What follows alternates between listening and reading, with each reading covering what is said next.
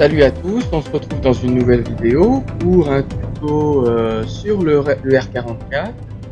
Après l'autorotation, on va faire aujourd'hui la panne moteur, mais lorsqu'on est au décollage en stationnaire. Euh, donc là, vous voyez mon R44, on va monter dedans, le démarrer vite fait, et puis, alors c'est très rapide, hein. La panne au décollage, ça devrait pas nous faire un tuto très long. Donc, démarrage que vous connaissez. Normalement, si vous avez regardé mes tutos, il y a un tuto pour le démarrage de cet appareil. Moi, ça fait un moment que je l'ai pas utilisé, mais ça devrait me revenir. 1, 2, 3, 4, 5.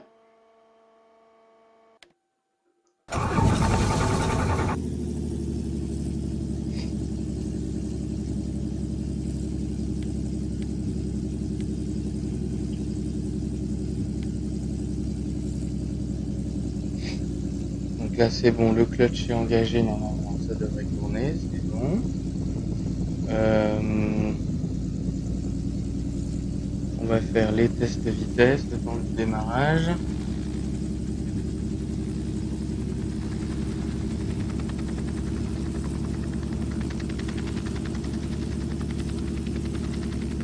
On doit être vers les 70%. On va vérifier les magnétos. Là, je vérifie le gauche. C'est bon. Et ensuite, je remets. Puis, je vérifie le droit tout seul.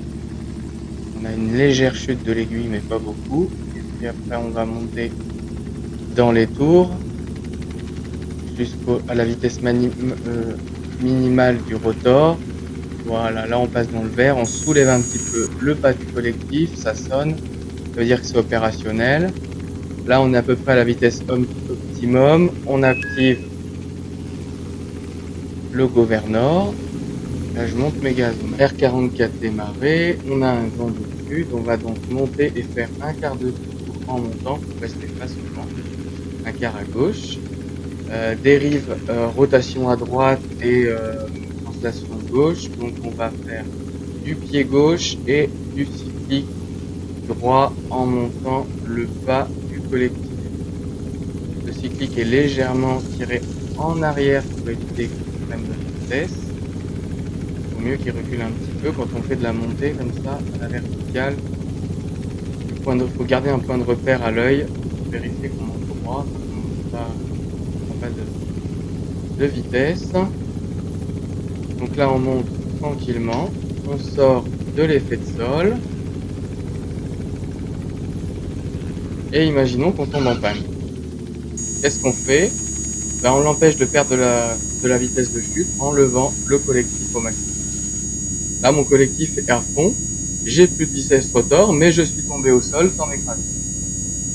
Ça, c'est la panne au décollage vertical. Un tuto très court, qui dure probablement moins de 2 minutes. Et j'espère que vous pourrez vous entraîner. Alors, ça marche quand on n'est pas très haut. Hein. Si on est à 1000 pieds ou à 500 pieds, en vertical, généralement, on commence à prendre de la vitesse bien avant les 1000 pieds. Si on était bien plus haut, ce qu'on ferait, c'est plutôt pencher en avant pour prendre de la vitesse et finir au sol en faisant un flair. Voilà, donc plutôt en autorotation. Faut ajuster en fonction de la situation. À bientôt dans une autre vidéo.